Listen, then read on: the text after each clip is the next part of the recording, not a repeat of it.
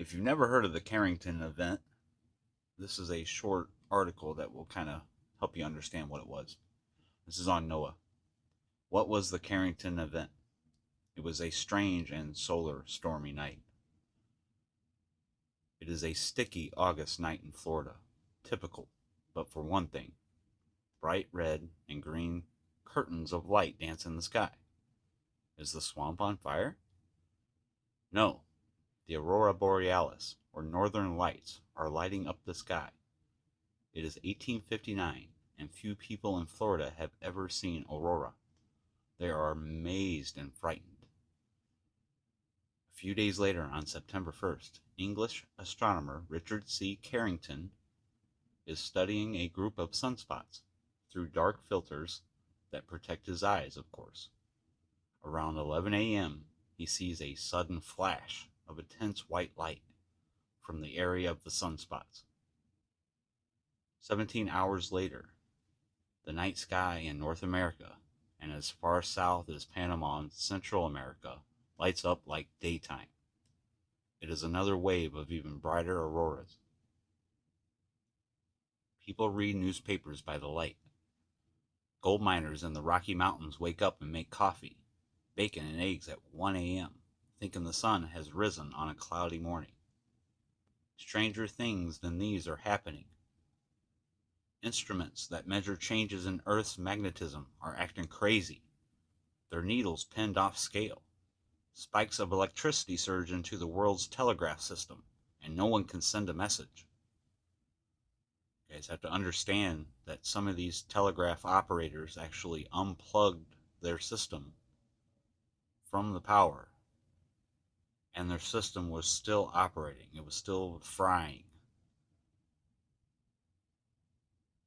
The wavelengths that the sun produces during an event like this, I don't believe can be blocked by anything that we have here on our planet.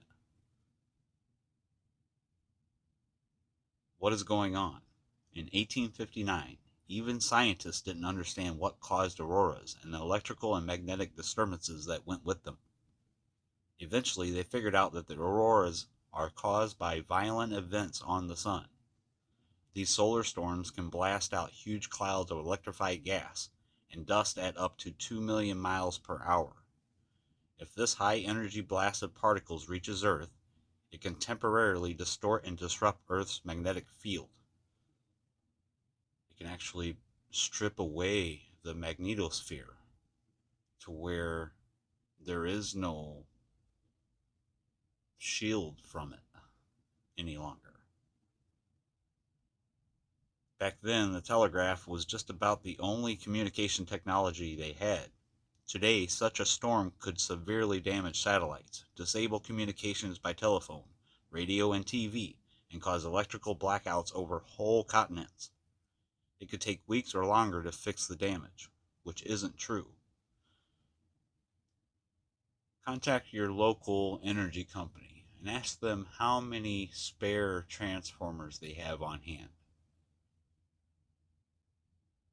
If there's no transformers, then we can't send power over large distances. And if we can't do that, then we can't manufacture things like more transformers to replace the ones that have been fried. I don't think you guys understand what a storm like this would do to our world. Solar storms like this one in 1859 happen only about every 500 years. Thankfully, but smaller storms happen frequently, and the storms half as intense as the 1859 storm happen every 50 years. If we have warning that a solar storm is on its way, we can take steps to protect electrical grids, communication systems, and satellites in Earth's orbit. And we can warn astronauts on the International Space Station. During a solar storm would not be a good time for a spacewalk. I don't even think the space station would help protect them as much as they think. And this goes on to talk about the satellites and all that, but it's pretty short.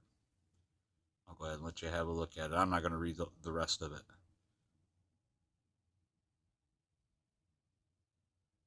the satellites, some of the satellites might be okay.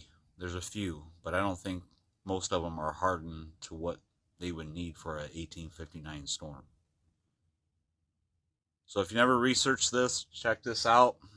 Check out the wavelengths and check out what a Faraday cage will block up to, because it has a limit. It doesn't block everything. So, all right, guys, tell me what you think down below. Follow me. I'm trying to get to live, so if you like stuff like this, I produce these stories quite often. So, I thank you for watching, and until next time, bye.